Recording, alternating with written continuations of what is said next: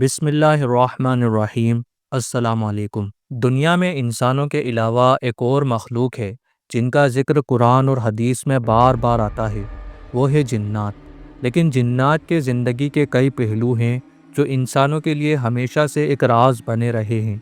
ان کا رہنا، ان کی زندگی کے رواج اور سب سے خاص بات ان کی شادیاں اور رشتے۔ آپ نے کبھی سوچا ہے کہ جنات شادی کیسے کرتے ہیں؟ کیا ان کا نکاح انسانوں کی طرح ہوتا ہے؟ کیا وہ آپس میں ہی شادی کرتے ہیں یا انسانوں کے ساتھ بھی؟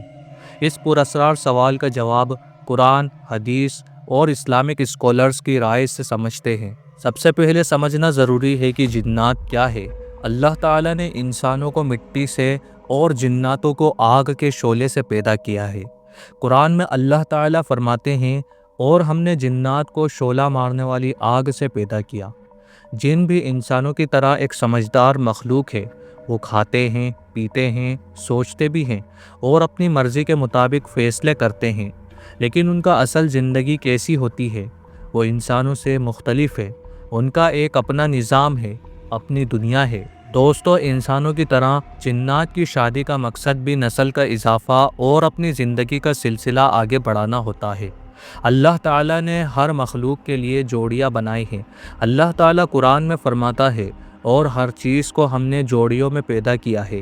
جن بھی اپنے آپس میں شادی کرتے ہیں اور ان کی نسل پیدا ہوتی ہے، جسے اولاد الجن کہا جاتا ہے۔ اسلامک علماء کا کہنا ہے کہ جنات کے درمیان شادی کا عمل بالکل ان کے اپنے قبیلے اور رواج کے مطابق ہوتا ہے، لیکن وہ انسانوں کی طرح محفل نکاح نہیں رکھتے۔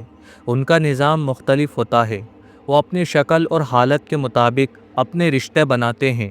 وہ اپنی اصلی شکل میں شادی کرتے ہیں جو انسانوں کے لیے دیکھنا ممکن نہیں ہے۔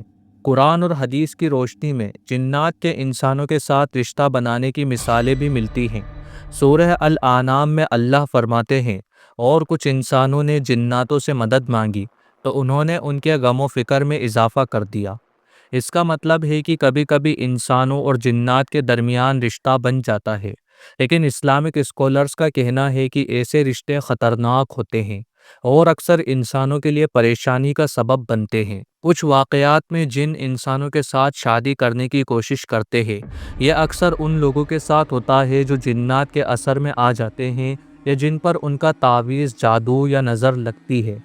جن اپنی شکل بدل کر انسانوں کے روپ میں شادی کر سکتے ہیں، لیکن ایسے رشتے ہمیشہ پریشانی، بے چینی اور بیماری کا سبب بنتے ہیں۔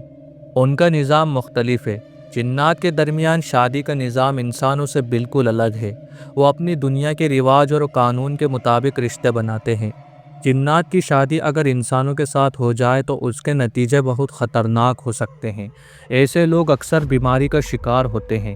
جنات کا انسانوں کی زندگی میں دخل انہیں زیادہ اسٹریس اور پریشانی دیتا ہے۔ ایسے لوگ اکثر اپنی عبادت اور ایمان میں کمزور ہو جاتے ہیں۔ اسلام ہمیں جنات اور ان کے اثر سے بچنے کے لیے واضح طریقے دیتا ہے۔